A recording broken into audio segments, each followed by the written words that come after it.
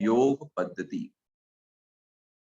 अभी तक की क्लासेस में आपने ये देखा कि किस प्रकार से जो भगवत गीता के मुख्य 5 तत्व हैं, उनके ऊपर विस्तृत व्याख्या की गई और समझाने का प्रयास किया गया कि वो तत्व क्या हैं। तो आपको एक ये क्लैरिटी आ गई कि ईश्वर कौन है, जीव कौन है, प्रकृति का मतलब क्या होता है, कर्म का मतलब क्या है और काल क्या होता है। इन पांचों तत्वों के बारे में आपको एक अंडरस्टैंडिंग डेवलप होगी। अगर आप इसको एक संक्षेप में समझना चाहें तो ईश्वर कौन है? ईश्वर वो हैं जो इस पूरे जगत को संचालित करते हैं, इसके स्वामी हैं, इसके भोक्ता हैं, वही असली स्वामी हैं और वो भगवान श्री कृष्ण हैं। जीव कौन है? जीव हम हैं, जिनको जो भगवान के अंश कहलाते हैं, जिनका काम भगवान की सेवा, उनसे प्रेम करना है। और हम कभी भी भगवान नहीं बन सकते, हम भगवान के अंश हमेशा हैं और हमेशा थे, हमेशा हैं और हमेशा रहेंगे। ये जीव तत्व है। ब्रह्मा जी भी जीव तत्व के अंतर्गत ही आते हैं। फिर इसके बाद तीसरा है कर्म। तो कर्म भी हमने समझा कितने प्रकार के कर्म होते हैं। भगवत गीता के अनुसार 3 मुख्य प्रकार के कर्म हैं, विकर्म, सकर्म और अकर्म।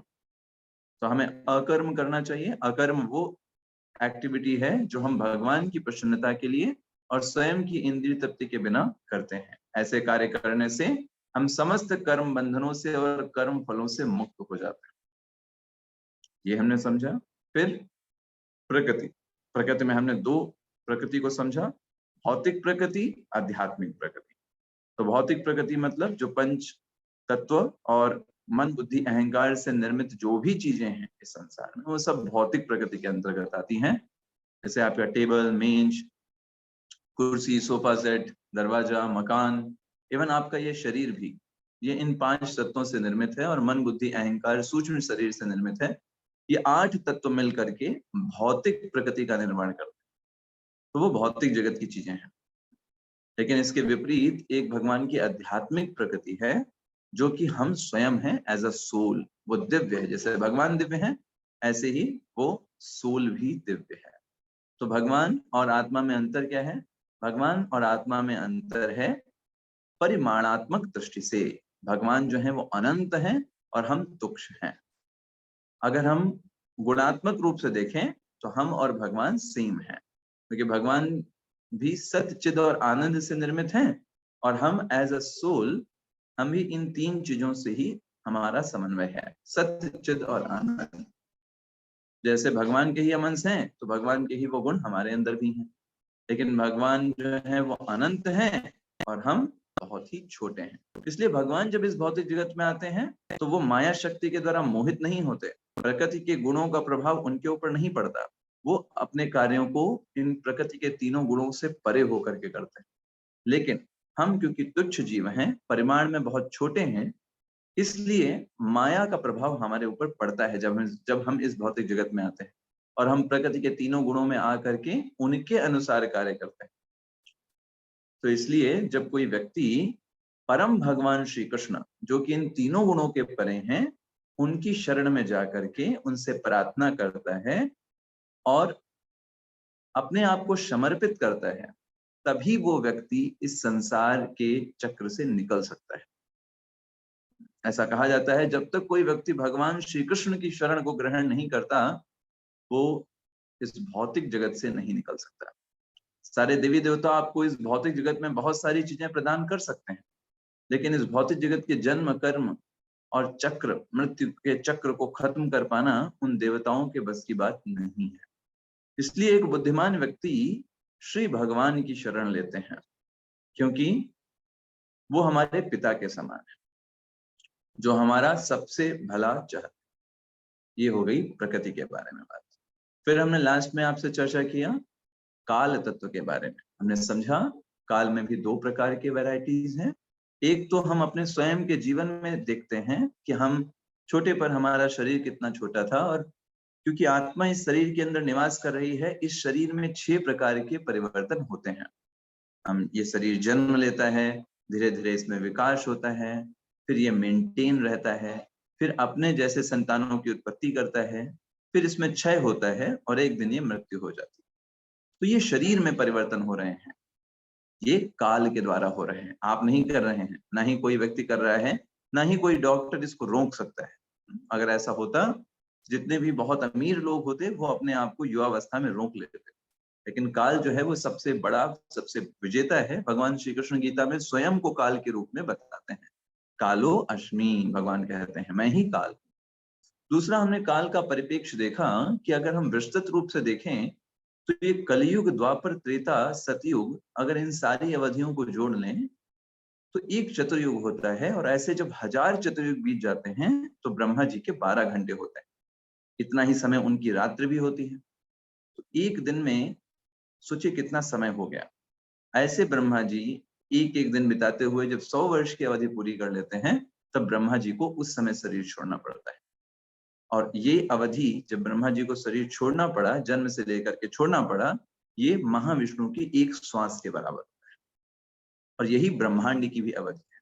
जैसे ब्रह्मा जी ने जन्म लिया और ब्रह्मा जी की मृत्यु हुई, तभी तक ब्रह्मांड जो है वो रहता है। फिर ब्रह्मांड वापस महाविष्णु के शरीर में चला जाता है, फिर से सृष्टि होती है। तो इस प्रकार ये सृष्टि का जो क्रम है वो चलता रहता है, चलता रहता है अनंत काल तक। ये भगवान ने एक फैसिलिटी रखी है उन जीवात्माओं के लिए जो भगवान की सेवा नहीं करना चाहते, जिन्होंने अपनी स्वतंत्र इच्छा का दुरुपयोग किया है और इस भौतिक जगत में भोग करने के दृष्टि से वो आना चाहते हैं। जैसे सरकार जब किसी शहर में अनेक इमारतों का निर्माण करती है तो जेल का भी निर्माण करती है। उसे पता है कि हम कितनी भी सुख सुविधाएं अपने नागरिकों को दें, लेकिन कुछ नागरिक उनमें से ऐसे जरूर होंगे जो उन सुख सुविधाओं का दुरुपयोग करेंगे और अपनी स्वतंत्र इच्छा के द्वारा उसको नुकसान भी पहुंचाएंगे। तो ऐसे यात्रियों को सही मार्ग पर लाने के लिए या उनको ये समझाने के लिए कि आपने जो कार्य किया वो गलत है, जेल का निर्माण होता है। तो वैसे ही ये भौतिक जगत एक कारागार के समान है, जिसमें हम सभी को इन 3 गुणों में बांध दिया गया है। जैसे कारागार में व्यक्ति जो होता है उसके हाथ में क्या लगी होती है? हथकड़ी लगी होती है। वो मूव नहीं, हाथों को ज्यादा घुमा नहीं सकता। वैसे ही इस भौतिक जगत में जो भी जीवात्माएं आते हैं उनको इस भौतिक गुणों में बांध दिया जाता है। इसीलिए हमने देखा था गुण का एक नाम रस्सी भी है। इस रस्सी मतलब बांधना। और जैसे कोई कारागार में जाता है तो अपनी ड्रेस में आप नहीं जा सकते, वहां पर आपको ड्रेस मिलेगी, वही ही पहनना पड़ेगा। ठीक वैसे ही जब इस भौतिक जगत में कोई आता है तो 84 लाख प्रकार की ड्रेसेस बनाई हुई। तो जीवात्मा जिस प्रकार की भोग की इच्छा रखता है उसको वैसा शरीर प्रदान कर दिया जाता है। भगवान इतने दयालु हैं, इतने कृपालु हैं कि हमारी उस इच्छा को तृप्ति करने के लिए 84 लाख प्रकार की योनियां बनाई हुई। अगर आप देखिए हर एक योनि दूसरी योनि से अलग है।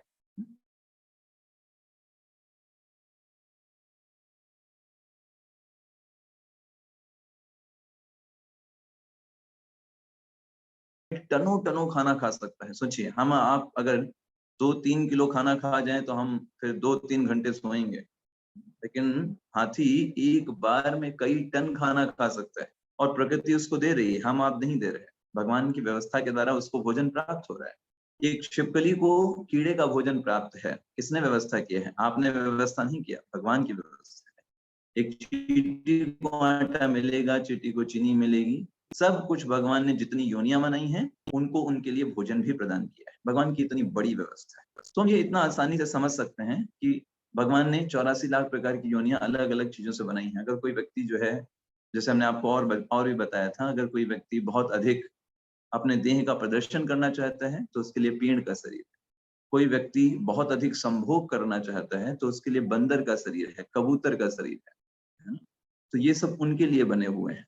तो जीव की इच्छाओं के आधार पर अनेक शरीरों का निर्माण इस भौतिक जगत में किया गया है, भौतिक प्रकृति के द्वारा, ताकि वो इच्छाएं जीव जो है वो कंप्लीट कर सके और अंततः उसे बात समझ में आए कि ये इच्छाएं कभी नहीं पूरी हो सकती और अंत में वो भगवान की शरण ग्रहण करे। तो जो व्यक्ति जितना बुद्धिमान होता है उतना जल्दी भगवान की शरण को ग्रहण करता है। तो आज के सत्र में अगर आप टॉपिक देखें तो हमारा है सर्वोत्तम योग पद्धति। इसका मतलब क्या है? देखिए हमको ये तो समझ में आ गया कि हमको भगवान से जुड़ना है, लेकिन हमारे पास उतना समय नहीं है कि अब हम सारे वेद वेदांग पढ़ें और सब कुछ सारे योगों को फॉलो करके देखें, ये ट्राई करें, वो ट्राई करें, इतना हमारे पास समय नहीं।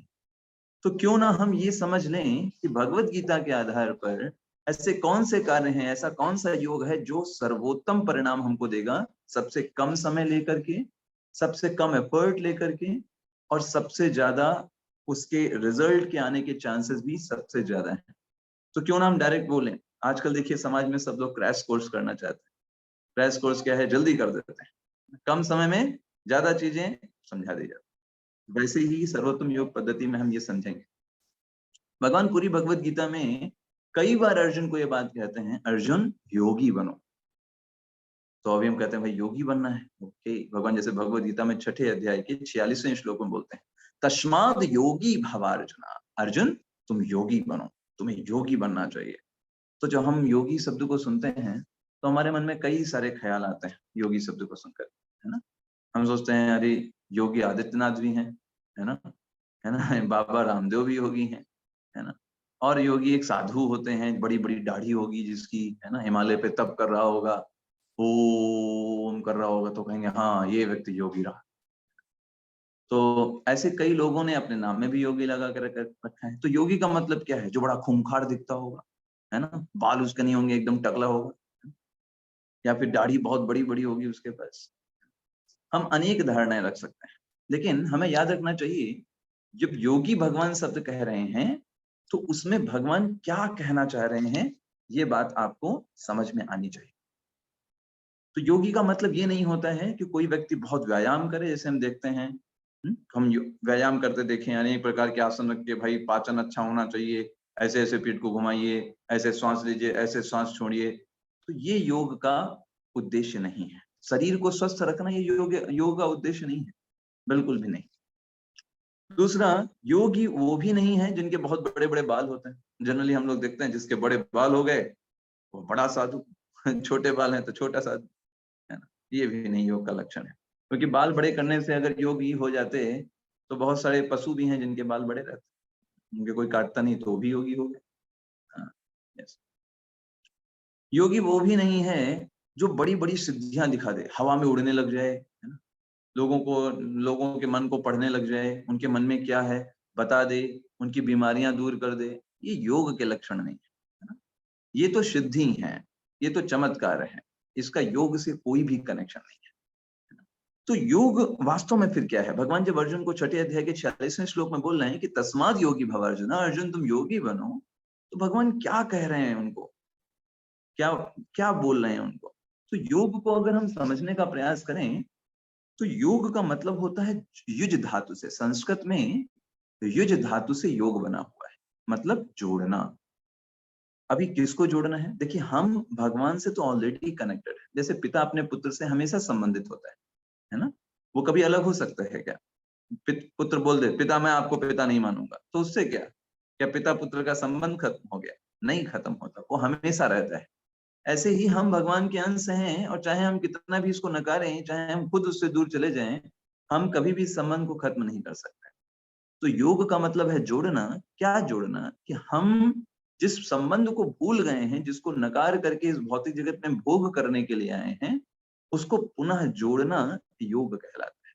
भगवान और जीवात्मा में फिर से संबंध स्थापित करना। आप ऐसा सोचो, जैसे एक बच्चा जो है पिता को क्रोधवश उनको बुरा भला बोल करके किसी दूसरे शहर चला गया, है ना। तो उसको समझा बुझा करके वापस पिता के बारे में बता करके, पिता की क्वालिटीज बता करके, उनको उसको समझा करके, देखो पिता ने तुमको छोटे पर जब तुम कुछ बोल नहीं पाते थे, कुछ कर नहीं पाते, तुम्हारा कितना ध्यान रखा, तुम्हारी कितनी केयर किया, है ना। अभी तुम छोटी बात पर रुष्ट होकर के चले गए हो दूसरे शहर में, है ना। तो योगी मतलब, योग का मतलब उस बच्चे को वापस से समझा बुझा करके पिता के पास लाना और उसको वास्तविक संरक्षण प्रदान करना, क्योंकि वो अकेला शहर में फ्रस्ट्रेट हो जाएगा। ऐसे ही हमारी स्थिति इस संसार में है जब हम भगवान को छोड़ करके आ गए। कृष्ण भावनामृत में एक बहुत सुंदर स्टेटमेंट श्रील प्रभुपाद जी कहते हैं, मुझे बहुत अच्छा लगता है कि वास्तव में दुख का मतलब क्या होता है। कौन दुखी है? दुखी वो व्यक्ति है जो भक्ति नहीं कर रहा है, भक्त नहीं है, वो दुखी है, क्योंकि जीवन में इसी चीज की कमी है। अब विश्वास मानिए, जितनी भी सामाजिक समस्याएं हैं, पारिवारिक समस्याएं हैं, या भावात्मक रूप से आपकी समस्याएं हैं, इसके पीछे कारण बस इतना ही है कि आप अच्छे से भगवान की सेवा नहीं कर रहे हो। अगर आप भगवान की सेवा अच्छे से करोगे, भगवान के नामों का अच्छे से जप करोगे, वो समस्याएं आपको कुछ लगेंगी नहीं और आपको उन पर हंसी आएगी कि देखो कैसे-कैसे चीजें हैं। लेकिन अगर वही कार्य आप नहीं करोगे, तो छोटी सी सुई भी हाथी के समान हो जाती है समस्या भी। छोटी-छोटी समस्याएं भी आपको बड़ी रूप से भावनात्मक रूप से प्रभावित कर पाएंगी, क्योंकि आपने भगवान की शरण नहीं ली। लेकिन जब भगवान की शरण लेने के बाद वो चीजें आसान हो जाती है। जैसे हम देखते हैं ना अपने जीवन में भी, छोटा बच्चा है, जब पिता के संरक्षण में रहता है तो कितना आराम से रहे, कोई टेंशन नहीं रहती उसको, है ना? कहीं जाए पिता उसको देख रहे हैं। लेकिन अगर मान लो पिता का हाथ छोड़ करके भाग जाए छोटा बच्चा, तब जहां जाएगा उसके लिए समस्याएं हैं। कौन उसका ध्यान रखेगा? जहां जाएगा उसके लिए परेशानियां, दुख, समस्याएं। ऐसे ही हम जब भगवान को छोड़ करके आए हैं, भगवान को अपने जीवन से अलग रखना चाहते हैं भोग करने की दृष्टि से, हम स्वयं अपने आप इन दुखों को आमंत्रित करते हैं। तो योग का मतलब है भगवान से पुनः जोड़ करके सारी चीजों को, हर एक चीज में भगवान को जोड़ करके अपने आप को पुनः भगवान का संरक्षण और भगवान के समर्पण को देना। ये योग का मेन लक्षण है। तो भगवान की दिशा में अपने आप को लेके चलना, ये योग का मेन लक्षण है। तो आप पहले समझिए, कई बार लोग बोलते हैं हम सनातन धर्म से हैं, हम सनातन धर्म को फॉलो करते हैं, ऐसे करके बोलते हैं, लेकिन क्या वास्तव में उनको पता है कि सनातन धर्म का मतलब क्या होता है? अगर उनको पता होता तो उनको ज्यादा क्लैरिटी होती। तो आइए हम समझते हैं सनातन धर्म का मतलब क्या होता है। तो पहले सनातन धर्म को समझने से पहले हम ये समझें कि धर्म का मतलब क्या होता है। तो धर्म का शाब्दिक अर्थ बताया गया है हमारे स्क्रिप्चर्स में कि एक ऐसी चीज जो उसको, ऐसा लक्षण जिसको अलग नहीं किया जा सकता, जो हमेशा साथ है, उसको कहते हैं धर्म। Yes. वह जो निरंतर साथी है, धारयति इति धर्मः, जिसको आप अलग नहीं कर सकते, you can never do that, उसको बोलते हैं धर्म। तो जैसे अगर हम पानी का एग्जांपल लें, तो पानी से क्या कभी आप उसकी तरलता को खत्म कर सकते हैं? नहीं कर सकते। पानी से कभी भी आप उसकी तरलता को खत्म नहीं किया जा सकता। चीनी से क्या कभी उसकी मिठास को खत्म किया जा सकता है? नहीं किया जा सकता। क्या आग से उसकी गर्मी और प्रकाश को अलग किया जा सकता है? बताइए, कभी आपने ऐसा आग देखा, आग जल रही हो लेकिन उससे ठंडा लग रहा हो, या उससे प्रकाश नहीं होकर अंधेरा हो रहा हो, आग जलाई अंधेरा हो गया? वाह! ऐसा देखा कभी आपने? नहीं देखा। तो ऐसे ही ऐसा क्या चीज हम जीवों में उपस्थित है जो हमसे अलग नहीं की जा सकती, चाहे हम कितना भी प्रयास कर रहे हैं, वो कभी अलग नहीं हो सकती। जैसे आग से गर्मी और प्रकाश अलग नहीं हो सकता, चीनी से मिठास अलग नहीं हो सकती, पानी से उसकी तरलता अलग नहीं हो सकती। तो हम जीवों में ऐसा कौन सा लक्षण है, ऐसी कौन सी एक्टिविटी है, चाहे वो किसी भी शरीर में रहे, वो उस कार्य को नहीं छोड़ सकता? ऐसे कौन से कार्य है? वो जीव का धर्म कहलाता है। तो वो कार्य क्या है? सेवा प्रदान करना, that's the thing. And the second thing, प्रेम करना, ये जीव का धर्म है। चाहे वो जीव किसी भी शरीर में हो, किसी भी योनि में हो, 84 लाख प्रकार की योनियों की बात कर रहा हूँ, वो किसी भी शरीर और योनि में हो, वो सेवाएं करेगा ही करेगा, प्रेम करेगा ही करेगा। आप अपने जीवन में देखिए, सबसे खूंखार जानवर आपको कौन लगता है?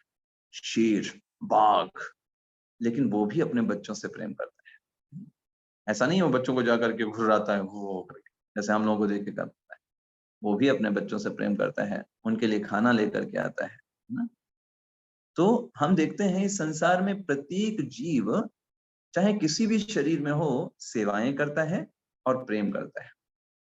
कस्टमर जो हैं, वो शॉपकीपर की सेवा करते हैं, उसको अ, उसको दे करके, रुपए दे करके, और जो शॉपकीपर हैं, वो ग्राहकों की सेवा करता है। यस, उनको सामान दे करके। तो आप सभी को मेरी वॉइस क्लियर आ रही है? आप चैट बॉक्स में यस लिख सकते हैं। अगर आपको व्यवधान आ रहा है, बीच बीच में वॉइस ब्रेक हो रही है, तो आप नो लिख दीजिए।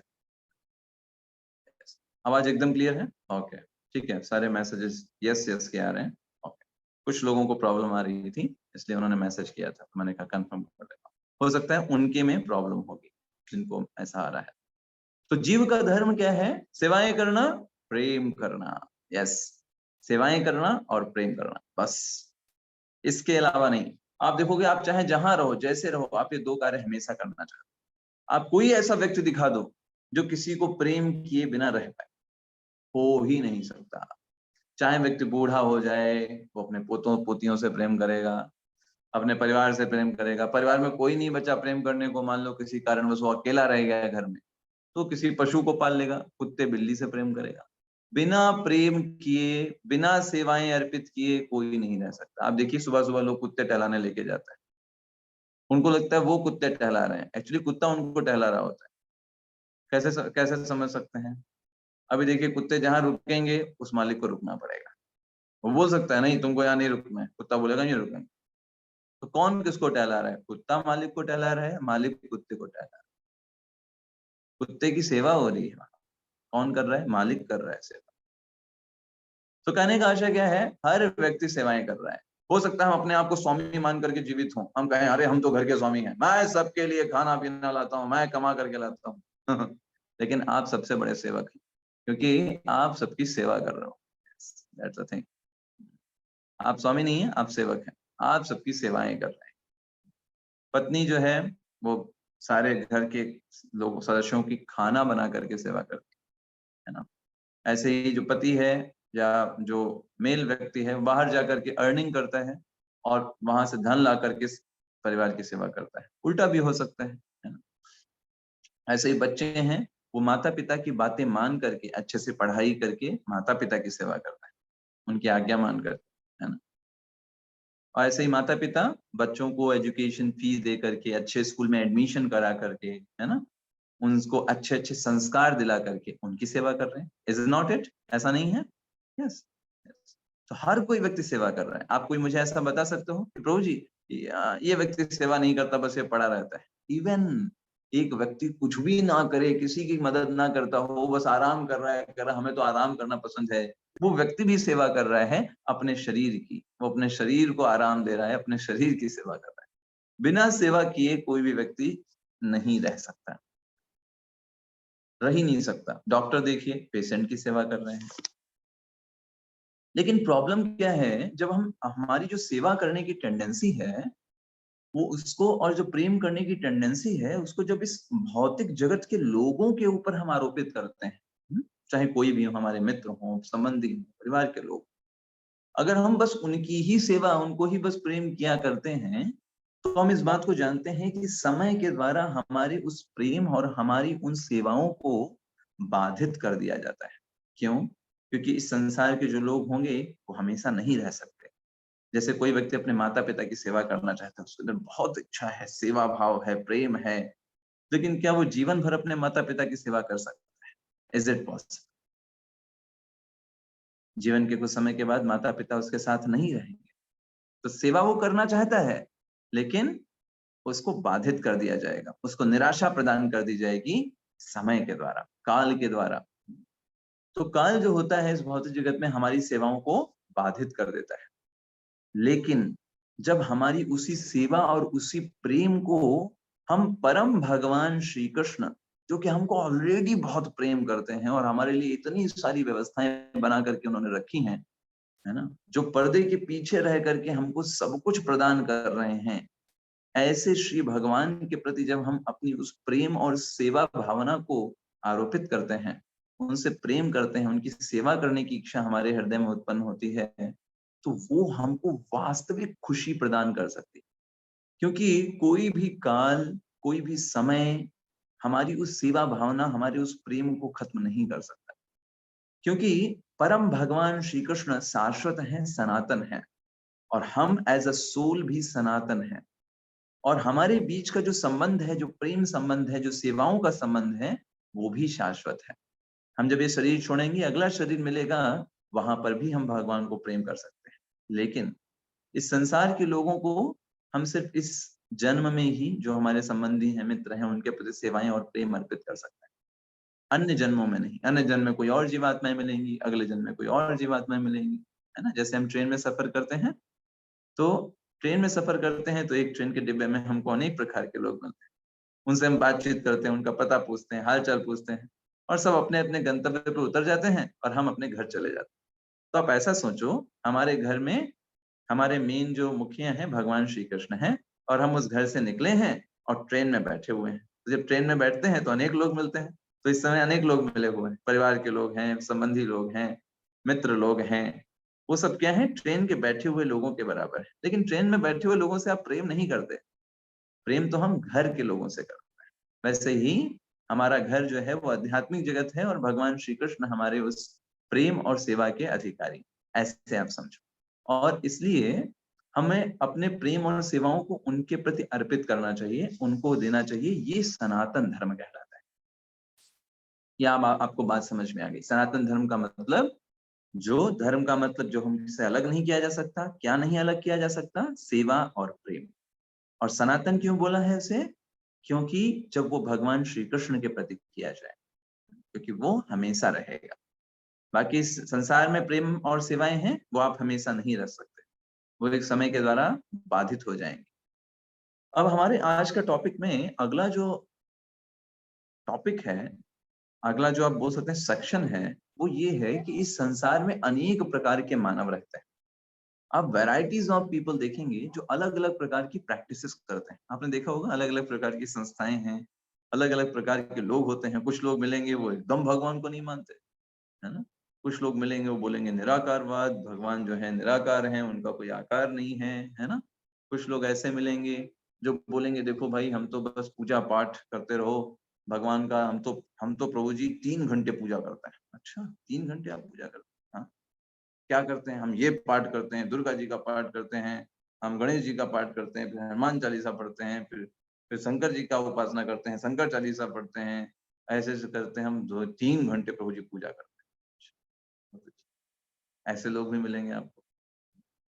तो ये कितने प्रकार के लोग हैं और शास्त्रों में किसको सर्वश्रेष्ठ बताया गया है, इसके ऊपर आज का हमारा चर्चा का विषय। तो विभिन्न प्रकार के मानवों को अगर हम कैटेगराइज करें, तो सबसे पहला जो कैटेगरी मिलता है, मनुष्य को आप 2 भागों में डिवाइड कर सकते हैं। पहला भाग है, जो लोग ऐसे होंगे जो नियमों को पालन करेंगे, जो शास्त्रों में दिया गया है उसको पालन करने वाले लोग। Yes, first variety. वो शास्त्रों को मानेंगे, भाई शास्त्र में बोला गया है ये पूजा पाठ करना चाहिए, करेंगे। इस तरीके से वो कानून मानने वाले पहले लोग मिलेंगे। कानून का मतलब यहाँ मत मानिएगा भौतिक जगत नहीं, आध्यात्मिक जगत की बात हो रही है। आध्यात्मिक कानून की बात होती है, जो स्क्रिप्चर्स हैं, जो शास्त्र हैं, उनको मानने वाले। दूसरे वो वैरायटी मिलेंगे जो नहीं मानेंगे उस कानून को, कहेंगे ये सब ऐसे ही है, हाँ, कोई मतलब नहीं है उसका। वो उसको नहीं मानने वाले होंगे। अब अगर इन कानून मानने वाले लोगों को हम डिवाइड करें 4 भागों में, जो मानते हैं इस नियमों को, शास्त्रों को मानते हैं, उनमें पहली कैटेगरी है कर्म योगी की, दूसरी कैटेगरी है ज्ञानी की, तीसरी कैटेगरी है अष्टांग योगी की, और चौथी कैटेगरी है भक्त योगी की। तो जो भगवान के नियमों को मानते हैं या शास्त्रों को मानते हैं, उनमें 4 प्रकार के लोग रहते हैं। या तो वो कर्म योगी होंगे, या तो ज्ञानी होंगे, या अष्टांग योगी होंगे, या फिर वो भक्त योगी होंगे। यही 4 हो सकते हैं जो भगवान के नियमों को मानने वाले हैं। और जो भगवान के नियमों को नहीं मानने वाले हैं, वो तो एक ही प्रकार के हैं, जिनको हम नास्तिक बोलते हैं। तो उनमें कोई कैटेगरी नहीं, वो जस्ट नास्तिक है, जो शास्त्रों या वेदों पर आस्था नहीं रखते। अब कर्म योगी में 2 कैटेगरी है। तो कर्मयोगी एक होता है जिसको हम बोलते हैं सकाम कर्मयोगी, और एक को हम बोलते हैं निष्काम कर्मयोगी। यस, बस। तो कुल मिलाकर के इतनी कैटेगरी हम बोल सकते हैं, मनुष्य को हम इतने भागों में डिवाइड कर सकते हैं। एक बार फिर से बता दें आपको, कुछ जो नियमों और शास्त्रों को मानते हैं, और कुछ जो नहीं मानते। जो नहीं मानते हैं उनकी तो बस एक ही कैटेगरी है, दैट दे आर नास्तिक, दैट्स ऑल। लेकिन जो मानने वाले हैं शास्त्रों को, उनमें कैटेगरी है, या तो कर्मयोगी होंगे, या ज्ञान योगी होंगे, या अष्टांग योगी होंगे, या भक्त योगी होंगे। और कर्म योगी में 2 कैटेगरी है, सकाम कर्मयोगी या निष्काम कर्मयोगी। तो सबसे पहले हम बात करते हैं उन लोगों की जो कानून तोड़ने वाले हैं, या फिर हमने जिनको नास्तिक कहा। तो ये लोग क्या होते हैं? तो देखिए कानून क्यों तोड़ते हैं लोग, आपको क्या लगता है? कानून क्यों ब्रेक करते हैं? हम अगर इस भौतिक जगत के भी कानून की हम बात करें, तो कुछ लोगों के अंदर ये टेंडेंसी होती है ब्रेक करने की। उनको चोरी करना अच्छा लगता है। या फिर उनको सिग्नल तोड़ना पसंद है। सिग्नल लिखा होगा, लाल सिग्नल होगा, बट वो निकल जाएँगे। क्यों उनके अंदर ये टेंडेंसी पाई जाती है? तो अगर आप इसको विश्लेषण करें, तो आपको समझ में आएगा कि ये लोग वो होते हैं जो एक तरीके से विश्वास ही नहीं करते कि इन सबका कोई फ़ायदा है। कहते हैं, क्या ये लाल सिग्नल? क्या मतलब है इसका? हम जा रहे हैं, हमें सब नहीं देखेंगे। मतलब वो फ़ेथ ही नहीं रखते कि इनसे कोई फ़ायदा होने वाला है। और इससे नुकसान किसका होता है? उन्हीं लोगों का होता है, क्योंकि वो नियमों को नहीं मानते, कोई ना कोई एक्सीडेंट हो जाएगा या वो पकड़े जाएँगे, अगर चोरी करेंगे तो, या फिर दूसरों को परेशान करेंगे या नशा पान करेंगे, अवैध, है ना? अवैध श्रम करेंगे, जुआ खेलेंगे, तो ये सब शास्त्रों में मना किया गया है। हाँ, बिल्कुल सही प्रिया माता जी। अपने आप को बहुत होशियार मानते हैं। यस, बहुत होशियार हैं हम, दूसरों से हम ज़्यादा अच्छे हैं, बाद में वो होशियारी सारी निकल जाती है। जैसे आपने देखा होगा कई लोग इनकम टैक्स बचाते हैं, है ना?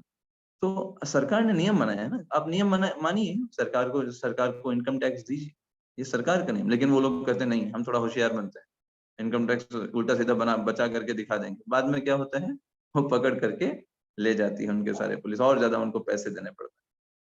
तो कानून तोड़ने वाले फर्स्ट कैटेगरी हैं, इनको नास्तिक नाम से बोला जाता है। और क्यों ये नहीं मानते नियमों को, शास्त्रों को?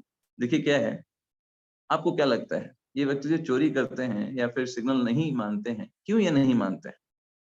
क्योंकि ये सोचते हैं अगर मैं मानूँगा, तो ये बहुत सारे नियम फॉलो करने पड़ेंगे। अब मान लीजिए चोर सोचे, चोर यही सोचता होगा ना कि देखो अगर पैसे मेहनत से कमाना पड़ेगा, फिर मेहनत करनी पड़ेगी, है ना? जॉब पे जाओ, सुबह से शाम तक रगड़ो, इससे अच्छा है रात को 1 घंटा जाग करके चोरी करके लौटो। अच्छा है ना? चोर यही सोचता होगा, इसीलिए चोरी करता है ना, वरना वो क्यों चोरी करे आप बताओ? इसीलिए चोरी करता होगा। तो चोरी वो सोचता है कि कौन इतना मेहनत करे सुबह से लेके शाम तक, ये व्यक्ति तो मेहनत सुबह से शाम कर ही रहा है, चलो इसका चोरी करके ले आता है। तो चोर की वही दृष्टि होता है। ऐसे ही जो नास्तिक लोग होते हैं, क्यों वो वेद और शास्त्रों को नहीं मानते? क्योंकि अगर वेद शास्त्रों को मानेंगे, तो उनको नियम मानना पड़ेगा। जैसे वेद शास्त्र अगर मानेंगे, तो भाई नियम है कि आपको सिर्फ एक विवाह करना है और पर स्त्री को आपको माता की दृष्टि से देखना है। वो माता है आपके लिए। अब इनके लिए समस्या हो जाएगी, है ना? तो इसलिए वो शास्त्रों को ही मना कर देते। कहते नहीं, नहीं ये तो सिर्फ बेकार की बातें हैं, है ना? हमारे लिए तो सब कुछ भोग करने के लिए, हमारे लिए ही है। ताकि उनको कोई नियम ना मानने पड़े। अब शास्त्र बोलेंगे नशा नहीं करना है, लेकिन ये कहेंगे अरे हम तो बिना शराब के रह नहीं सकते। इसलिए शास्त्र बेकार है, क्योंकि शास्त्र हमें इंद्रिय तृप्ति के बारे में नहीं बता रहे हैं, है ना? जुआ खेलने को मना किया जाता है, तो वो भी नहीं वो करेंगे। तो कुल मिलाकर के उनकी इंद्रिय तृप्ति में जो बाधाएँ लाते हैं, उनके लिए वो चीज़ें बेकार हो जाती हैं। जैसे कई सारे लोग होते हैं, वो कहते हैं पढ़ाई-वढ़ाई सब बेकार है, कोई मतलब नहीं पढ़ाई-लिखाई का। क्यों नहीं, क्यों ऐसा बोलते हैं? क्योंकि वो नियम में बंधना नहीं चाहते, उन्होंने खुद पढ़ाई नहीं किया अच्छे से, ना ही उसके अच्छे परिणामों को देखा है। तो ऐसे ही जो लोग वेद शास्त्रों को ना खुद पढ़ते हैं और ना ही कोई नियम मानना चाहते हैं, ना ही उन्होंने ऐसे लोगों को देखा है या फिर ऐसे लोगों को समझने का प्रयास किया है जो वेदों और शास्त्रों को पढ़कर अपने जीवन को सफल बनाए। इसलिए वो उन नियमों को नहीं मानते। हुँ। वो ना तो आत्मा को स्वीकार करते हैं, ना ही पुनर्जन्म को मानते हैं, ना ही भगवान को मानते हैं। सो वो बोलते हैं सब कुछ अपने आप चल रहा है, सब कुछ अपने आप काम हो रहा है। वो अपने आप को पूरी तरीके से शरीर मानते हैं कि मैं बस शरीर हूँ, एक दिन ये शरीर खत्म हो जाएगा, मैं खत्म हो जाऊँगा। इसलिए क्या करो, कैसे भी करके अपने आप इस शरीर को खूब इंद्रिय तृप्ति प्रदान करो, क्योंकि शरीर खत्म फिर सब खत्म, ऐसे करके वो मानते हैं। उनको ज़्यादा कुछ नहीं बोल सकते हैं, आप पशु ही बोल सकते हैं, क्योंकि पशु भी बस यही ही सोच पाता है। वो पुण्य और पाप में कोई अंतर नहीं समझते, ना ही कोई भेद समझते हैं। चार्वाक सिद्धांत बहुत फेमस है कि आपको खूब इंद्रिय तृप्ति करनी है। लोगों से उधार माँग-माँग करके आप घी को पीजिए, अपने शरीर को स्वस्थ रखिए, लोगों से खूब उधार लीजिए, घी पीजिए और एक दिन मर जाइए। मरने के बाद किस कौन क्या मिलेगा, क्या किसको देखेगा, कौन उधार देगा? इस प्रकार का सिद्धांत है चार्वाक का। तो नास्तिक लोग इस सिद्धांत को फ़ॉलो करते हैं कि अपना खूब एन्जॉय करो, दूसरा व्यक्ति अगर परेशान हो रहा है आपसे तो वो तो होता रहेगा।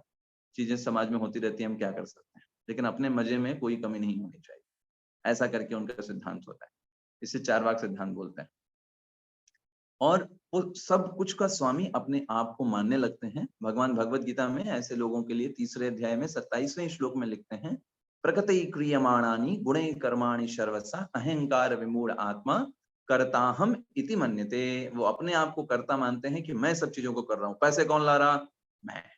समाज को कौन चला रहा है? मैं। परिवार को कौन चला रहा है? मैं नहीं होऊंगा तो दुनिया रुक जाएगी। कैसे दुनिया चलेगी? मैं चला गया भाई, मैं ही तो सब कुछ कर रहा था। तो उनका अपने आप को केंद्र में रखने की दृष्टिकोण होता है। अब हम दूसरा बात करेंगे, इनसे ऊपर के व्यक्ति को जो शास्त्र मानने वाले हैं उसमें चलते हैं, क्योंकि शास्त्र ना मानने वाले में तो बस एक ही कैटेगरी थी, जो नास्तिक थे। अब शास्त्र मानने वालों में टोटल 5 लोग हैं। पहले हैं सकाम कर्म योगी। सकाम कर्म योगी ये वो लोग होते हैं जिनके अंदर इंद्रिय तृप्ति की इच्छाएं होती हैं, ठीक वैसे ही जैसे नास्तिक के हृदय में थी। ऐसा नहीं इनके हृदय में इंद्रिय तृप्ति की बातें नहीं है, लेकिन ये इस इंद्रिय तृप्ति को शास्त्रों के माध्यम से प्राप्त करने का प्रयास करते हैं। ऐसा नहीं कि शास्त्रों को स्वीकार नहीं करते। तो ये क्या करते हैं, शास्त्रों में अनेक विधियां लिखी हुई हैं कि आपको स्वर्ग प्राप्ति होगी, आपको धन प्राप्ति करना है तो ये यज्ञ करें, आपको ये पूजा पाठ कराइए, यहाँ जाइए, वो करिए। तो ऐसे ही ये इन अनेक प्रकार के शास्त्रों के नियमों को फॉलो करते हैं, इसलिए just for getting the sense gratification.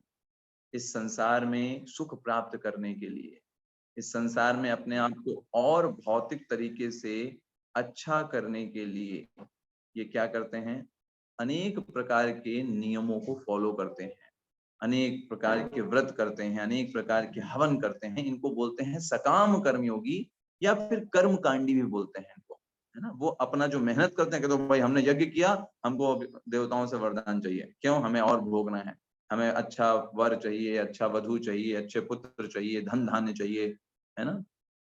ये नियम तोड़ने वाले लोगों से अच्छे हैं, क्योंकि ये नियम नहीं तोड़ रहे हैं। ये शास्त्रों में वर्णन, शास्त्रों में एक ऐसा सेक्शन है भी जो ये सब बताता है कि ठीक है, अगर आपको अच्छा पुत्र प्राप्त करना है, अच्छी पुत्री प्राप्त करनी है, अच्छा पति प्राप्त करना है, अच्छी पत्नी प्राप्त करनी है, ये संसार में धन प्राप्त करना है, तो आप ये सब करिए, आपको मिलेगा। तो ये लोग नियम को ब्रेक नहीं कर रहे, लेकिन इंद्रिय तृप्ति करना इनका उद्देश्य होता है।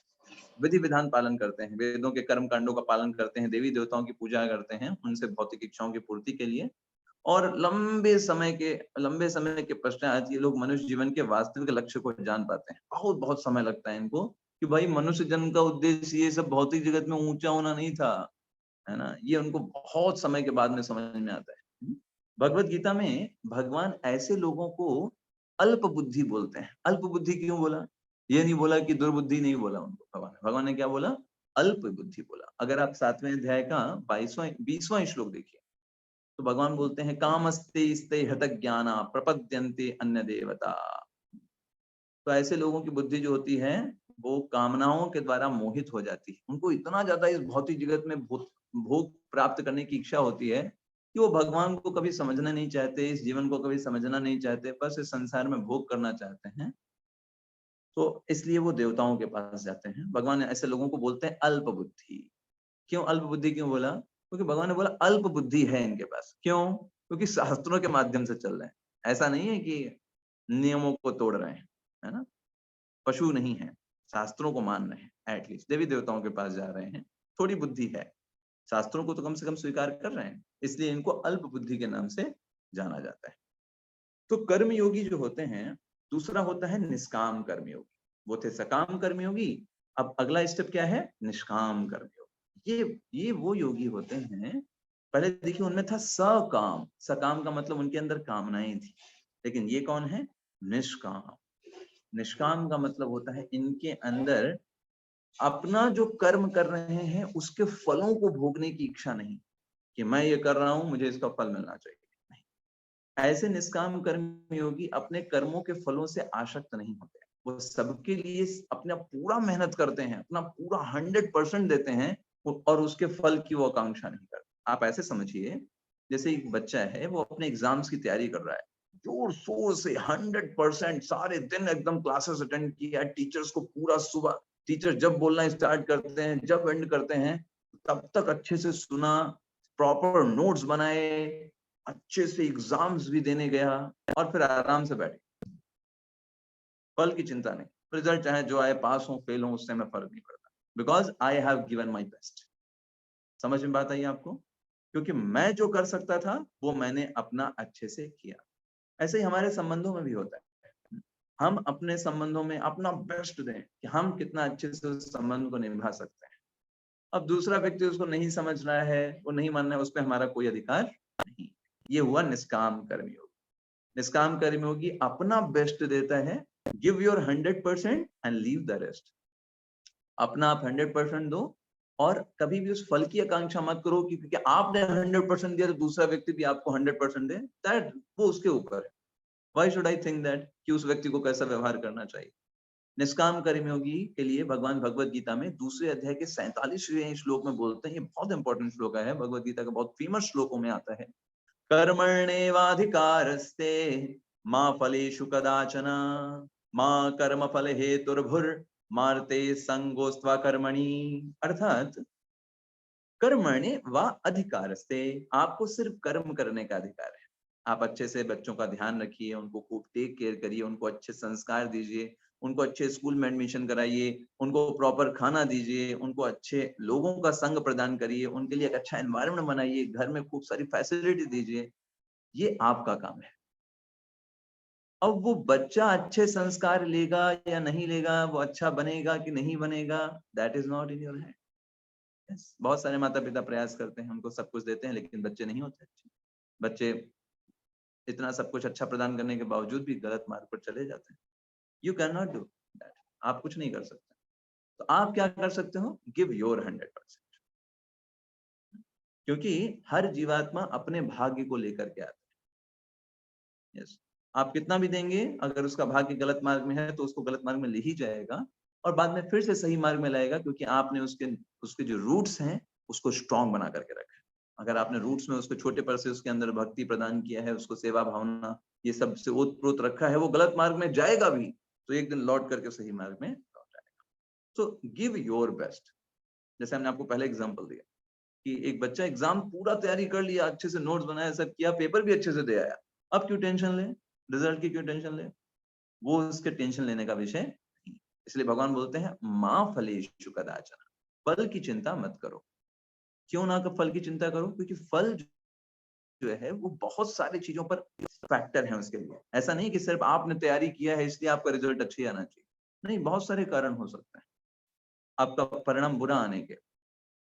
आप जिस दिन एग्जाम देने जा रहे हो उस दिन तबीयत खराब हो जाए, जो टीचर कॉपी चेक कर रहा हो उसका दिमाग सही ना हो, वो गलत चेक कर दे, तो that things not in your hand. वो चीजें आपके हाथ में नहीं। तो जो चीजें आपके हाथ में है, क्या आपने उतना 100% किया है? अगर उतना 100% किया है, दैट इज योर सक्सेस। सफलता की डेफिनेशन क्या है? आपने अपना प्रयास 100% किया है, यही सफलता है। रिजल्ट सफलता नहीं है, परिणाम सफलता नहीं है। सफलता क्या है? क्या आप 100% अपना दे रहे हो? यही आपकी सफलता है। रिजल्ट का वेट नहीं करना चाहिए।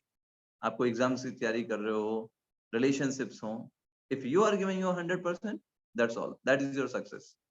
आप वो परिणाम अच्छा है या व्यक्ति व्यक्ति अच्छे से बिहेव करे, दैट इज नॉट सक्सेस। ये भगवान कहते हैं माँ कर्म फल हेतुर्भुर।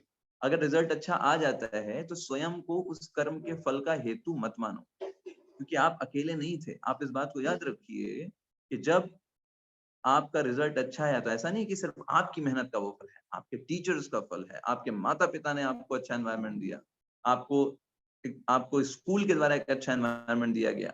बहुत सारे लोग उसके लिए रिस्पॉन्सिबल हैं आपके परिणाम को अच्छा लाने के लिए। सिर्फ स्वयं को अपना उसका हेतु मान करके स्वयं को अहंकार कर लेना ये गलत है। इसलिए भगवान क्या बोल रहे हैं? माँ कर्म फले हेतुर्भुर और मारते संगोस्त अकर्मणि। और ना ही तुम ऐसा सोचो अरे फल के अधिकारी तो बहुत सारे लोग हैं और फल का तो हमें अपने आप को मानना नहीं है तो हम काम ही क्यों करें। नहीं, कभी भी अकर्मणी मत हो, हमेशा वर्क करो, हमेशा वर्क करो। तो निष्काम कर्मयोगी में सबसे अच्छा उदाहरण हनुमान जी स्वयं आते हैं। हनुमान जी देखिए कितना मेहनत करते हैं भगवान की सेवा के लिए, लेकिन कभी अपने आप को श्रेय नहीं देते कि मैंने सेवा किया। जब उनसे पूछा कि अरे आपने तो सीता जी का पता लगा लिया, सीता जी का मैंने कहाँ पता लगाया, वो तो सब भगवान श्री राम की कृपा है। उनका नाम लिया समुद्र पार हो गया, उनका नाम लिया सीता जी का पता लग गया, मेरा क्या क्रेडिट है? तो कभी भी अपना क्रेडिट नहीं लेते, हमेशा मेहनत के साथ काम करते हैं। ऐसा नहीं कि लेजीनेस, वो मंदार पर्वत आ गया, कहा आराम कर लो, कहा हाँ चलो आराम कर लेते हैं एक दिन, बाद में पहुंचेंगे तो क्या हुआ। नहीं, मैं पूरा मेहनत के साथ काम करता हूं। तो एक निष्काम कर्मयोगी का मतलब होता है उसके अंदर स्वयं भोग करने की इच्छा न होकर के वो भगवान की सेवा के लिए करना चाहता है। तो निष्काम कर्म का मतलब क्या है? जब व्यक्ति के सारे कार्य भगवान की प्रसन्नता के लिए, कि मैं ये कर रहा हूँ, परिवार का पालन पोषण कर रहा हूँ, भगवान को अच्छा लगेगा, है ना? मैं अच्छे से फर्स्ट हैंड जो है अर्निंग कर रहा हूँ, भगवान को अच्छा लगेगा, भगवान के लिए ये कर रहा हूँ। इस भावना के साथ जब वो कर्म किया जाता है तब निष्काम कर्म होता है। भगवान भगवत गीता में 3रे अध्याय के 9वें श्लोक में इस बात को बताते हैं कि जब कोई कार्य भगवान के लिए किया जाता है तो वो मुक्त करने वाला होता है। जो जितना आप भगवान की सेवा के लिए काम करते जाओगे, आप इस संसार बंधन से और कर्म बंधन से मुक्त होते जाओगे। और जितना इस संसार में आप इंद्रिय तृप्ति के लिए कार्य करोगे, स्वयं फ्रस्ट्रेट होगे, दूसरे लोगों को भी परेशान करोगे। क्योंकि काम, क्रोध, मद, लोभ, मोह, मत्सर सिर्फ आपको ही परेशान नहीं करते, आपके इर्द गिर्द जो लोग होते हैं वो लोग भी इसके द्वारा प्रभावित होते हैं। तो जब भगवान के लिए कार्य किया जाता है तो आप स्वयं भी प्रसन्न होगे और अपने आसपास के लोगों पर भी आप उसका पॉजिटिव, जो आप बोल सकते हैं वाइब्स है, वो डाल पाएंगे और उनको भी आप प्रेरणा दे पाएंगे। तो निष्काम कर्मयोगी के बारे में बताया जाता है वो अपने कर्मों के फलों को भगवान की सेवा में लगाता है। कोई बोले अरे प्रभु जी, माता जी, है ना, आप क्या करेंगे, आपको इससे क्या मिलेगा? हमको इससे ये मिलेगा, भगवान प्रसन्न होंगे, भगवान को अच्छा लगेगा। यही फल है, यही सबसे अच्छी चीज है। हमें और कुछ उसका नहीं चाहिए, ये चीज नहीं चाहिए कि हमें इसका इसका परिणाम कुछ और मिले, इस जगत में कुछ हमको और धन मिल जाए, कोई पदवी मिल जाएगी हमको। अगर ये सब हमारे कार्य करने का फल का एटीट्यूड है और इसलिए हम कोई सेवाएं कर रहे हैं, इस संसार में कोई पदवी, धन, पॉपुलैरिटी, फेम आदि अर्जित करने के लिए हम कोई प्रयास कर रहे हैं, तो निष्काम कर्मयोग नहीं हुआ। तो आप अपने ही इंद्रिय तृप्ति में लगे हुए हैं। लेकिन जब हमारा उद्देश्य भगवान की प्रसन्नता होता है, तब वो निष्काम कर्मयोग में आ जाता है और भगवान वास्तव में उससे बहुत प्रसन्न होते हैं। ऐसा व्यक्ति अपने कर्मों को भगवान के लिए करता है, अपने को स्वामी नहीं मानता। भगवान स्वामी हैं, वो करा रहे हैं इसलिए हम कर रहे हैं, उनकी इच्छा है, उनकी प्रसन्नता के लिए कर रहे हैं। तो भगवान भगवत गीता में इसके 3रे अध्याय के 30वें श्लोक में भी इस बात को बोलते हैं, मयि सर्वाणि कर्माणि संन्यस अध्यात्म चेतसा निराशीर निर्ममो भूत्वा युद्धस्व विगतज्वरः। तो ऐसा व्यक्ति जो है समस्त लाभ की आकांक्षा से रहित होकर के पूर्ण ज्ञान में युक्त होकर, भगवान स्वामी है, उन्होंने शरीर दिया, उन्होंने शक्ति दे रहे हैं, उनकी वजह से मैं बोल पा रहा हूँ, उन्हीं की वजह से मैं स्मरण कर पा रहा हूँ, शब्दों को जोड़ पा रहा हूँ, उन्हें जवान दिया है, उन्होंने मुख दिया, उन्होंने जीभ दिया, उन्होंने बोलने की शक्ति दिया, तो मैं उनकी वजह से बोल पा रहा हूँ। तो इसमें मेरा श्रेय क्या है? इसमें मेरा कोई श्रेय नहीं। ये धारणा के साथ वो व्यक्ति आलस्य से रहित होकर के भगवान की सेवाएं करता है। ये निष्काम कर्मयोग है। तो अभी हमने सकाम कर्मयोग की बात कर ली, निष्काम कर्मयोग की बात कर ली, अब हम ज्ञान योग की बात कर लेते हैं। तो ज्ञान योग में व्यक्ति क्या होता है, वो ज्ञान के माध्यम से भगवान को समझना चाहता है और निराकार या निर्विशेष भगवान पर अपने चित्त को आवेशित करता है। उसके लिए उद्देश्य क्या होता है, भगवान को निराकार स्वरूप में मानता है। निराकार कहता है भगवान का कोई स्वरूप नहीं है ना। वेदों में ये कहा गया है कि भगवान ये नहीं है, ये नहीं है, ये नहीं है, ये नहीं है, तो मतलब जो जो नहीं है, नहीं है, नहीं है, तो जो बचा वो भगवान है, मतलब भगवान का कोई स्वरूप नहीं है। ऐसे करके वो इस तरीके से भगवान को समझने का प्रयास करता है। भगवान भगवत गीता में कहते हैं 12वें अध्याय के 5वें श्लोक में, ये मार्ग बहुत कठिन है, क्योंकि जिन भी लोगों को कोई शरीर कोई शरीर प्राप्त हो, है ना, सॉरी, जिनको कोई भी शरीर प्राप्त हुआ है, ऐसे लोग जब निराकार पर कोई ध्यान लगाते हैं तो वो उनके लिए संभव नहीं है, बहुत कष्टदायक है उन लोगों के। क्लेशस अधिक तरस्तेषाम अव्यक्त्या आशक्त चेतसाम। जो लोगों ने अव्यक्त पर अपनी आसक्ति लगा रखी है, वो अनेक कष्टों को आमंत्रित करते हैं, क्योंकि निराकार पर वो व्यक्ति ध्यान अच्छे से नहीं लगा सकता जो व्यक्ति खुद साकार है। हम स्वयं शरीर को प्राप्त हैं और हम शरीर को प्राप्त होने वाला व्यक्ति निराकार पर ध्यान लगाने से बहुत सारे कष्टों को आमंत्रित करता है और उसको बहुत कठिन मार्ग है उसके लिए। तो ज्ञान योग हमने समझ लिया। ज्ञान योग मतलब मुख्य रूप से निराकार पर ध्यान लगाना, ज्ञान के माध्यम से शास्त्रों के द्वारा भगवान को निराकार समझने का प्रयास करते हैं। अब जरा हम अष्टांग योगी के ऊपर आ जाते हैं, जो कि हमारा चौथा है, अष्टांग योग। जैसे नाम से ही आपको स्पष्ट हो रहा है, अष्टांग, अष्ट अंग। अष्टांग योगी में 8 अंग होते हैं। इसमें व्यक्ति क्या करता है, अपनी मन और इंद्रियों को पहला तो नियंत्रित करता है, और उसको नियंत्रित मन और इंद्रियों को भगवान पर एकाग्र करता है। ये होता है अष्टांग योग।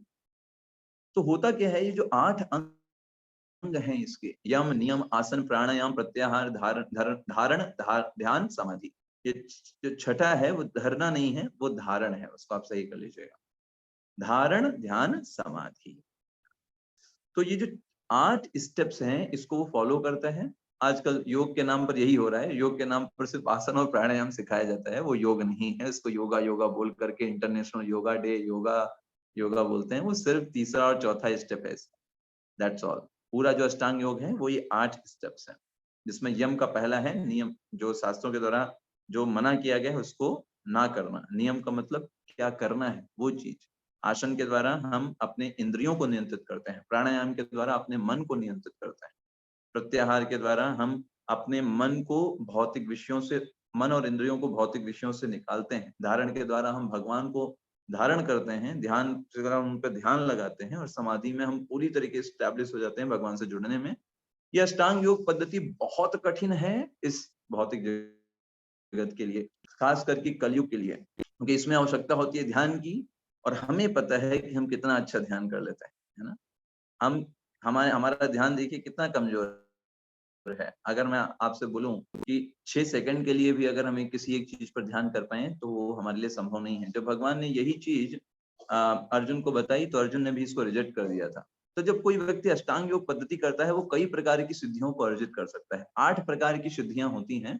आपने सुना होगा हनुमान चालीसा में, अष्ट सिद्धि नवनिधि के दाता, असबर दीन जानकी माता, है ना। अष्ट सिद्धि, अष्ट सिद्धि मतलब ये अष्ट सिद्धियां कहलाती हैं जो लिखी हुई हैं। अणिमा, लघिमा, प्राप्ति, इशिता, प्राकाश्य, वनिता, काम वशायिता, है ना। ये 8 प्रकार की सिद्धियां होती हैं। तो ये क्या होता है, कभी कभी योगी जिन सिद्धियों को प्राप्त करता है, फिर वो सोचता है अरे सिद्धियों से हम लोगों को प्रभावित कर सकते हैं, मैं बड़ा हो सकता हूँ, छोटा हो सकता हूँ, उनके मन की बात को जान सकता हूँ, उस व्यक्ति को वश में कर सकता हूँ। तो व्यक्ति इसी में बह जाता है कभी कभी। लेकिन जो असली अष्टांग योगी होते हैं, वो इन सिद्धियों से प्रभावित ना होकर के, बल्कि आगे भगवान पर अपने मन को एकाग्र करते हैं। वो धीरे धीरे आगे बढ़ जाते हैं, लेकिन बाकी लोग फंस जाते हैं। तो कलयुग के लिए अष्टांग योग जो है वो स्वाभाविक नहीं है, क्योंकि ये जो है कलयुग मतलब कलह का युग है। कलह के युग में आप शांति के साथ बैठ करके अपने को एकांत में ले जाके अपने कुंडलिनी जागृत करिए, तो वो संभव नहीं है। अर्जुन ने तुरंत मना कर दिया, जैसे भगवान ने अष्टांग योग पद्धति बताई अर्जुन को। अर्जुन ने कह दिया भगवान, मैं वायु को तो नियंत्रित कर सकता हूँ, लेकिन अपने मन को नियंत्रित नहीं कर सकता। So sorry for that, I can do that. तो जब अर्जुन ने 5000 साल पहले मना कर दिया, तो फिर हम 5000 साल बाद कैसे कर पाएंगे? सोचने वाली बात है। तो अष्टांग योग पद्धति भी हमारे लिए प्रैक्टिकल नहीं है। तो चलते हैं आज के हमारे मेन चीज पर, जो है भक्ति योग। तो भक्ति योग का मतलब क्या है कि हम भगवान से भक्ति सेवाएं प्रदान करके, भगवान से निस्वार्थ प्रेम करके जो हम परमानंद को प्राप्त करते हैं, वो कहलाता है भक्ति योग। दैट इज भक्ति योग। भगवान की हम सेवा करना चाहते हैं, है ना। तो हम क्या करते हैं, इसमें अपनी सारी इंद्रियों को भगवान की सेवा में लगा देते हैं, है ना। और इस प्रकार से हम सारे पदवियों से ऊपर उठ जाते हैं। हमारे शरीर की पदवी, अनेक प्रकार की जो हमने इस भौतिक जगत में पदवियां बना करके रखी, उपाधियां बना करके रखी हैं, उनसे ऊपर उठ जाते हैं। हमारा मन, हृदय, बुद्धि, इंद्री, ये सब शुद्ध हो जाते हैं, और भगवान के प्रति हमारा प्रेम जागृत हो जाता है। ये भक्ति योग कहलाता है। तो शास्त्र बताते हैं 9 तरीके से हम भक्ति योग कर सकते हैं। तो 9 तरीके कौन कौन से हैं? पहला तरीका है श्रवणम। यस, भगवान के बारे में सुनना तो कठिन नहीं है, आसान है। भगवान के बारे में श्रवण करना, भगवान का स्वरूप कैसा है, शास्त्र में क्या वर्णन है, भगवान की कथाएं, उनके भक्तों की कथाएं, उनको समझने की तरीके, ये श्रवणम में कहलाता है। तो इसके लिए जो परीक्षित महाराज हैं, वो श्रवणम के इंचार्ज हैं, कि उन्होंने श्रवण की, भगवान के बारे में श्रवण करके सिद्धि प्राप्त किया। दूसरा कीर्तनम, भगवान के बारे में कीर्तन करना, उनका नाम जप करना, उनके ग्लोरीज को गाना, उनके गुणों को बोलना, ये कीर्तनम में आता है। तीसरा स्मरणम, भगवान को हमेशा याद रखना। इसके लिए इसके लिए प्रहलाद महाराज हैं, जो भगवान को हमेशा याद करते थे। वंदनम, भगवान को प्रार्थनाएं अर्पित करना, है ना। खूब सारी भगवान को प्रार्थनाएं अर्पित करना। तो वंदनम में अक्रूर जी हैं उसके इंचार्ज, उन्होंने खूब सारी प्रार्थनाएं अर्पित की। पाद सेवनम, भगवान की चरण सेवा करना, लक्ष्मी जी इसके लिए है ना। ऐसे ही दास्यम, भगवान की दास रह सेवक बनकर के उनकी सेवा करना, उसमें हनुमान जी हैं एक उदाहरण। ऐसे ही अर्चनम, भगवान की आरती करना, और साख्यम, भगवान से मैत्री करना जैसे अर्जुन ने किया। आत्मनिवेदनम, अपने आप को भगवान को समर्पित कर देना जैसे बलि महाराज ने किया। तो भक्ति योग इन नवधा 9 चीजों के द्वारा होता है, इसको नवधा भक्ति भी बोलते हैं। भक्ति योग सर्वोच्च पद्धति है। क्यों सर्वोच्च है, कैसे कह सकते हैं ये सर्वोच्च है? तो पहला देखो, एक तो इसमें सबसे बड़ा परिणाम प्राप्त होता है, सबसे ज्यादा परिणाम प्राप्त होता है, भगवान का प्रेम ही प्राप्त हो जाता है, उससे बड़ा कुछ भी प्राप्त करने योग्य चीज नहीं है। दूसरा, सबसे कम समय लगता है। अष्टांग योग पद्धति, कर्म योग में आपको कई कई जन्म लग सकते हैं। इन वन लाइफ टाइम आप इसको कंप्लीट कर सकते हो, भक्ति योग को कंप्लीट कर सकते हो, बहुत सारे लोगों ने किया भी। भक्ति योग के लिए कोई पिछली योग्यता आवश्यक नहीं है। ज्ञान योग के लिए आपको ब्रह्मचारी होना चाहिए, गृहस्थ नहीं कर सकते, है ना। कर्म योग के लिए, अष्टांग योग के लिए बहुत बहुत योग्यताओं की आवश्यकता है। ये होना चाहिए, ये नहीं हो सकता है, पुरुष कर सकते हैं, महिलाएं नहीं कर सकती, बच्चे नहीं कर सकते। भक्ति योग कोई भी कर सकता है, कोई योग्यता की आवश्यकता नहीं है, और सबसे कम प्रयास करना पड़ता है इसके लिए। बहुत मेहनत की आवश्यकता नहीं कि घर छोड़ के जाना पड़ेगा, संबंधियों से नहीं बात करनी है, मौन धारण करना है ना। ये कोई ऐसा मिनिमम एफर्ट, सबसे कम एफर्ट लगता है, इसलिए इसको सर्वोत्तम योग पद्धति बोलते हैं। जैसे देखिए, भक्ति योग का अभ्यास हर जगह किया जा सकता है, किसी भी परिस्थिति में। जैसे गर्भ में, प्रहलाद महाराज ने गर्भ में ही भक्ति कर लिया। बताइए बताइए, गर्भ में व्यक्ति बाहर भी नहीं आता, वहीं पे प्रहलाद महाराज ने भगवान के बारे में श्रवण करके वहां पे भगवान की भक्ति कर लिया। ऐसे ही बचपन में ध्रुव महाराज ने, देखिए बचपन में 5 वर्ष के बालक हैं, बताइए 5 वर्ष के बालक ने 6 महीने भगवान की सेवा करके भगवान की प्राप्ति कर लिया। ऐसे ही पशु योनियों में भी, पशु पक्षी योनि में भक्ति कर सकते हैं, है ना। जैसे अगर आपने पूर्व जन्म में अच्छे से किया हो, तो गजेंद्र ने देखिए हाथी की योनि में भगवान को याद किया और भगवत प्राप्ति कर लिया, है ना। जटायु ने देखिए, बंदरों ने देखिए भगवान की सेवा कर पाए पशु योनि में। मुसीबत के समय भी भगवान को याद कर सकते हैं। द्रौपदी ने वैसे नहीं याद कर रही थी, अचानक से मुसीबत आ गई और भगवान को पूरी तरीके से सरेंडर कर दिया। यस, उस समय भगवान का भक्ति योग किया जा सकता है। मरने से पहले, है ना, भीष्म देव ने मरने से पहले देखिए किस तरीके से भगवान को सब कुछ समर्पित करके, भगवान को सामने रह करके, मृत्यु सैया पे भी। तो भक्ति योग क्या है? वो एक प्रकार का भगवान के प्रति हमारी इंद्रियों के द्वारा की गई सेवाएं हैं, जो हमको भगवत धाम जाने का टिकट देता है, पासपोर्ट देता है, बैक टू गॉड निकलने का। तो अगर आप इसको सही से समझने का प्रयास करिए, बहुत इंपॉर्टेंट जो भी मैं बताने जा रहा हूँ। अगर आप देखिए, सबसे निचले लेवल पर हैं वो लोग जो शास्त्र के नियमों को नहीं मानते। उसके ऊंचे लेवल पर कर्मकांडी लोग हैं, जो लोग इंद्रिय तृप्ति का भोग करना चाहते हैं शास्त्रों के आधार पर। तीसरे में आते हैं निष्काम कर्मयोगी, फिर ज्ञान योगी, फिर अष्टांग योगी, और उसके ऊपर भक्ति योगी। भक्ति योगी सबसे ऊपर है। तो एक तो तरीका क्या हो सकता है कि एक व्यक्ति पहले निचले स्तर पर होगा, फिर सबके ऊपर सीढ़ी सीढ़ी रख रख के जाए, इसमें जन्मों समय लग सकता है। अनेक जन्मों के बाद वो भक्ति योगी पर पहुंचेगा और तब भगवान की सेवाएं करेगा, भगवान को समर्पित करेगा।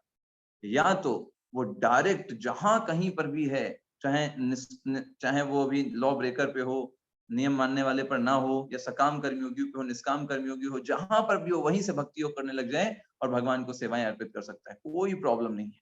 क्योंकि भक्ति मार्ग ऐसा है, वो किसी पर डिपेंडेंट नहीं है, वो डायरेक्ट जहां पे हो आपको सीधे टॉप पे पहुंचा सकता है।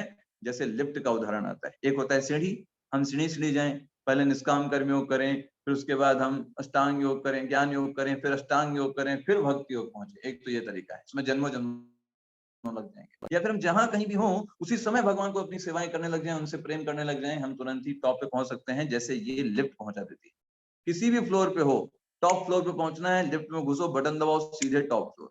यस, तो भक्ति योग लिफ्ट के समान है। बाकी योग जो है वो सीढ़ियों की तरह आपको ले जाएंगे, कई कई जन्म मार्ग लग जाता है। तो अगर कोई आपसे पूछे, ठीक है प्रभु जी, तो हम भक्ति योग करना चाहते हैं, तो क्या ऐसा हो सकता है जिससे हम भक्ति योग कर पाए, या कैसे भक्ति को अपने जीवन में प्रवेश दे सकते हैं? तो देखिए, भक्ति को अपने जीवन में प्रवेश देने का सिर्फ और सिर्फ और सिर्फ एक साधन है, भक्तों का संग। यस, अगर आप अपने जीवन में डिवोटीज एसोसिएशन करते हो, भक्तों को अपने जीवन में स्थान देते हो, उनका संग करते हो, है ना, उनसे श्रवण कीर्तन इत्यादि चीजें आप उनके द्वारा उनका संग करते हो, अपने आप आपके जीवन में भगवान का प्रेम जो है वो प्रवेश कर जाएगा और आपका जीवन सफल होने लगेगा। आप देखिए जो फॉरेनर थे, शील प्रभुपाद जी जब विदेशों में गए, फॉरेनर्स क्या जानते थे भगवान के बारे में? कुछ नहीं जानते थे। लेकिन शील प्रभुपाद जी क्योंकि इतने शुद्ध भक्त थे, उनके संग से वो सारे विदेशी लोग भी भगवान का हरे कृष्ण महामंत्र जप करने लगे। आप देखिए कितने सारे विदेशों में सेंटर, कितने लोग भगवान की सेवाएं कर रहे हैं, अपना पूरा जीवन उन्होंने भगवान के लिए न्यौछावर किया। कैसे हुआ? एक शुद्ध भक्त ने वहां पे प्रवेश किया, जगत गुरु शील प्रभुपाद जी ने। तो भक्तों के संग के द्वारा ये परिवर्तन बन सकता है। तो कानून तोड़ने वाले भी भक्ति योगी डायरेक्ट बन सकते हैं। जैसे मृगारी था, वो शिकारी था, पहले जानवरों की हत्या करता था, कोई नियम नहीं मानता था, लेकिन नारद जी का संग हुआ, तुरंत ही वो शुद्ध भक्त बन गया। एक चींटी को भी मन नहीं मारता था मृगारी उसके बाद, नारद जी का संग करने के बाद। ऐसे ही यहाँ पर हम जानते हैं वाल्मीकि जी रत्नाकर नाम के डाकू थे, लेकिन नारद जी का संग मिला तो वाल्मीकि बन गए, रामायण लिख दिया उन्होंने। यू कैन इमेजिन, मतलब भगवान श्री राम का चरित्र लिख दिया उन्होंने। तो कैसे कैसे परिवर्तन आया? नारद जी का संग करने से। नारद जी शुद्ध भक्त हैं। ऐसे ही अगर हम कर्मकांडी व्यक्ति को देखें तो राजा प्राचीन बहिर्षत, ये श्रीमद् भागवतम में इसका वर्णन आता है। ये कर्मकांडी थे, खूब सारा भोग करना चाहते थे शास्त्रों के आधार पर। नारद जी आए, इनको समझाया, देखो इन सबसे कुछ नहीं मिलेगा, भगवान की सेवा मनुष्य जीवन का लक्ष्य है, तुम्हें वो करना चाहिए। और उनके जीवन का परिवर्तन आ गया, वो भक्त बन गए। ऐसे ही ज्ञान योगी, ये जो 4 कुमार थे जिनके बारे में हमने आपसे कल चर्चा किया, कि उन्होंने ये ब्रह्मा जी से ये मांग लिया था कि हमको बड़े बनना ही नहीं, हम तो 5 वर्ष के ही रहेंगे। ये ज्ञान योगी थे, ये भगवान को निराकार करके मानते थे। लेकिन जब ये भगवान के वैकुंठ धाम जाते हैं और भगवान के चरण कमल की तुलसियों की जो महक है इनके नासिका में प्रवेश करती है, सारा ज्ञान योग भूल करके भगवान की सेवा में लग जाते हैं और भक्त बन जाते हैं भगवान के। तो ये है ज्ञान योगी। ऐसे ही सुखदेव गोस्वामी जो है वो भी पहले निराकारवादी ही थे, निर्विशेष पर विश्वास मानते थे। लेकिन जब वो भगवान श्री कृष्ण के बारे में श्लोक सुनते हैं कि भगवान श्री कृष्ण कितने दयालु हैं, उतना राक्षसी तक है जो भगवान को मारने तक आती है उसको भी अपनी माता की गति प्रदान कर देते हैं। ऐसे दयालु श्री कृष्ण भगवान की कौन चर्चा नहीं करेगा, कौन श्रवण नहीं करेगा? ऐसा सुनने के बाद वो अपना सारा निराकारवाद भूल करके भगवान की सेवा और भगवान की भक्ति करने लग जाते हैं सुखदेव गोस्वामी। फिर बाद में परीक्षित महाराज को यही उपदेश भी देते हैं श्रीमद् भागवतम का। ऐसे ही अष्टांग योगी देखिए, अष्टांग योगी दुर्वासा मुनि अष्टांग योगी थे। लेकिन जब अम्बरीश महाराज का संग प्राप्त करते हैं, अम्बरीश महाराज के द्वारा समझते हैं कि भक्ति योगी कितना महान है कि स्वयं भगवान भी निस्सहाय हो जाते हैं अगर कोई भक्त का अपमान कर देता है। अगर कोई भक्त का अपमान कर दे या भक्त को नुकसान पहुंचाए, भगवान भी मदद नहीं कर सकते उस व्यक्ति की। दुर्वासा मुनि अम्बरीश महाराज के संपर्क में आने से भगवान भक्तों की महानता को समझ पाते हैं। तो भगवान स्वयं भगवत गीता में 6ठे अध्याय के 47वें श्लोक में बोलते हैं, योगिनाम अपि सर्वेषां मद्गतेनन्तरात्मनः श्रद्धावान भजते यो माम समे युक्त तमो मतः। भगवान कहते हैं अर्जुन, योगिनाम अपि सर्वेषां, समस्त समस्त योगियों में, मद गतेनन्तरात्मनः, जो व्यक्ति पूरे विश्वास के साथ मेरा श्रवण करता है, श्रद्धावान भजते यो माम, और पूरी श्रद्धा के साथ मेरा भजन करता है। भजन तो देखिए भक्त ही करते हैं, ना तो ज्ञानी भजन करता है ना कर्मयोगी भजन करता है। भजन मतलब वो भक्त ही करता है और श्रद्धा के साथ भजन करता है। समो युक्त तमो मतः, भगवान कहते हैं वो सब मेरे मत के अनुसार वो सबसे बड़ा योगी है। तो योगी वास्तव में सबसे बड़ा कौन है? भक्ति योगी है। भगवान इसके बारे में बताते हैं। तो भक्ति योगी जो है वो सारे योगों का एंड है। सारे योग कहाँ पर खत्म होते हैं? भक्ति योग पर। चाहे वो कर्म योग हो, ज्ञान योग हो, अष्टांग योग हो, सब के सब बिना भक्ति के सब अधूरे हैं। लेकिन भक्ति योगी को और किसी योग की आवश्यकता नहीं होती। लेकिन और सारे योगियों को भक्ति की आवश्यकता होती है प्रगति करने के लिए। भक्ति योगी इतना इंडिपेंडेंट है। तो वास्तव में जो व्यक्ति अपने जीवन भर भगवान के प्रति सेवाएं और उनसे प्रेम स्थापित करते हैं, वो भगवान के आध्यात्मिक जगत में प्रवेश करने के लिए एकदम बिल्कुल परफेक्ट व्यक्ति है। यस, तो यहाँ पर हम सबसे लास्ट में पढ़ते हैं कि जो लोग भक्ति योगी बनते हैं उनका भविष्य बहुत उज्जवल और सुखी होता है। वे भगवान के धाम जाते हैं, उनके साथ प्रेम पूर्ण वहां पर जो उन्होंने जीवन भर जिसके लिए लालायित रहे, भगवान के संग को प्राप्त करने के लिए, भगवान का दर्शन करने के लिए, भगवान को सेवाएं अर्पित करने के लिए, जिस चीज के लिए उन्होंने जीवन भर प्रयास किया, वो उनको फल प्राप्त होता है। जब शरीर छोड़ते हैं सीधे भगवत धाम जाते हैं और वहां पर भगवान की कृपा और भगवान के संग और भगवान की खूब सारी सेवाओं को प्राप्त करते हैं। तो हम यहाँ पर विराम देते हैं। आज क्षमा चाहेंगे, आज थोड़ा सा लेट हो गया, लेकिन थोड़ा सा ये था भी इम्पोर्टेंट, इसलिए हमने इसके लिए समय भी दिया। अच्छा सर, तो हरे कृष्णा। तो ये पेंड करते हैं आज के सत्र को।